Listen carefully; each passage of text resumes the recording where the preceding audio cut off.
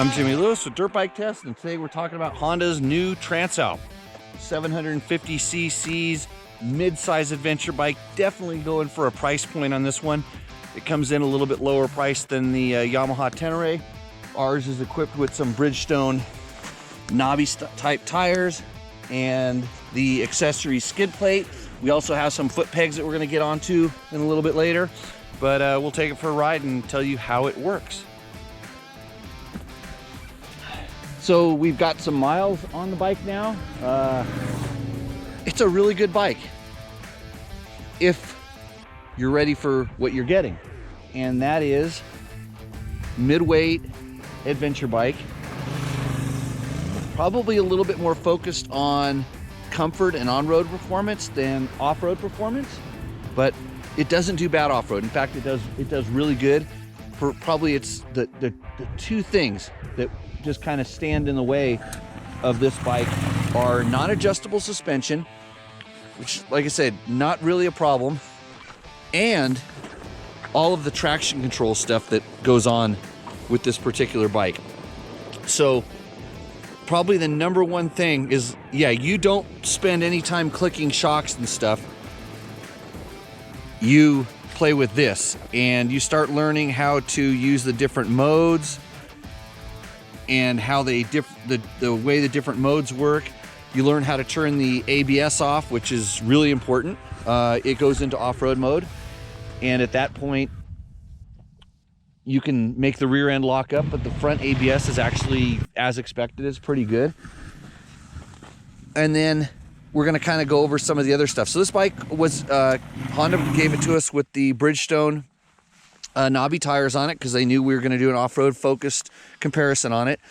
They included their protection, and this is maybe probably even more important because the cat hangs down there, but even beyond the cat there's a sump that hangs down on the lower part of the motor that a rock would just clean right out. So if you're going to be doing off-road, you're going to want some protection. Our bike came with heated grips, which, because it's cold out right now, good call.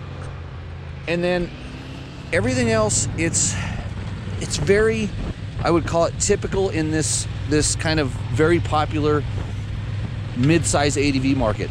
The motor's a little bit bigger than the Yamaha Tenere and the Aprilia, so it has a little bit more boost, especially up on top. But good God, if that traction control is on at all, you might as well just be hitting your kill button all the time. And if you're on-road, you're not going to notice it. It might actually work for you. But if you're off-road, if you just get on the throttle, it starts hitting the traction control. So 99% of the time, we are using the user screen. We would have our traction control turned completely off. Right now it shows it being on because I turned the key off, which you learn not to do. And then I have to go in and turn my ABS to off-road. So I have to shut the ABS off. So it's a lot of button pushes. It's a little bit difficult to learn, but if it were your bike, you would learn it pretty quick, and then it'd just be second nature. And then you would just go from there. So motor, pretty peppy. It's got a good sporty kind of character to it. Good throttle response when the traction control's off, and it really kind of picks up in the upper mid. It has a really good pull on the top end that some of the other bikes don't. It reminds me a little bit more of kind of the KTM 790, 890 platform, and then the older BMW 800s that used to kind of really like to rev. It still has good torque, smooth, but it's a revvy motor. And it likes its high RPM.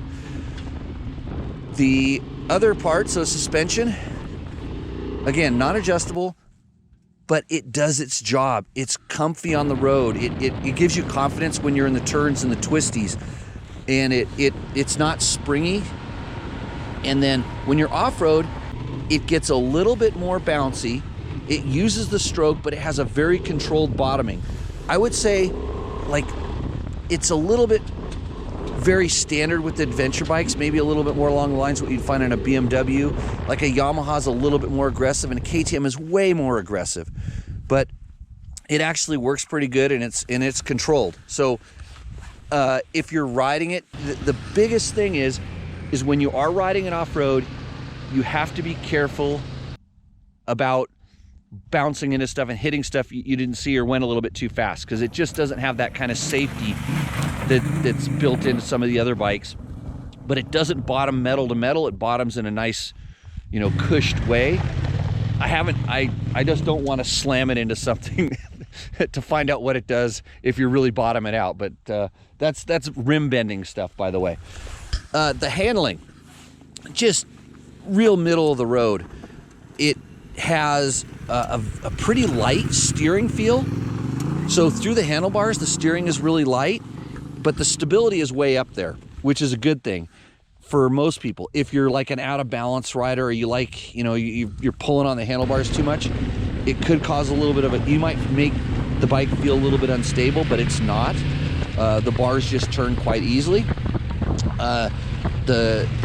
You know, just everything about the handling is pretty neutral, whether it's in soft sand or on gravel roads. It feels, I guess you would say, longer than it is. It acts longer than it is, but still, when you start doing slow maneuvers, it's not too bad. The seat height feels very low, and that's a good thing for most people. It feels so low that I actually don't I don't like it because it's so low. When you sit down, you're down in this cockpit. It's very comfortable. It's so typical Honda, just a nice, good rider cockpit and stuff. But when you sit down in there, it's a long ways to go to standing, and that but it's easy to get your feet on the ground if that's what you're looking for. Rider triangle is really nice, but and then when you stand up, it's fine, but it's such a big jump from sitting to standing. It's a long way. We upgraded the foot pegs to some, Honda also gave us some more aggressive foot pegs, which we really like. And oh, hey, the quick shift feature, like, I kind of do that automatically, but if I just hold the throttle and quick shift, it's good. Kind of a nice thing as well. So overall, the rider cockpit is comfy. The ergonomics good. The wind protection is actually really good. I think they absolutely nailed it for a 5'10" sized rider to fit on there. You can do some preload on the shock and the forks if you want, but we never really loaded up with luggage just yet. We've just a little bit of stuff here, usual things. And then, you know, it's just, I think, a really good bike if you are looking for a mid-size adventure bike. I think the styling is modern as it's going to get. You know, I don't want to know what it's going to cost if you tip it over, because some of this plastic and stuff looks sort of vulnerable, but it gets the job done. And it's such a relief that now Honda has an option that's someplace, you know, smaller than the Africa Twin. Because I know a lot of guys that got the Africa Twin and it's a big bike, and this one isn't. It's a smaller bike. It's definitely, you know, not on the super light range. It weighs the same as a Tenere. It's pretty standard weight. But you're gonna have a fun time riding this thing if you end up on one. We may do some more stuff with it and see how it plays out, but God, if we just didn't have to play with all those buttons. If I could turn my key off and then turn it back on, and it would keep me as the user, I'd be happy. But yeah, good deal.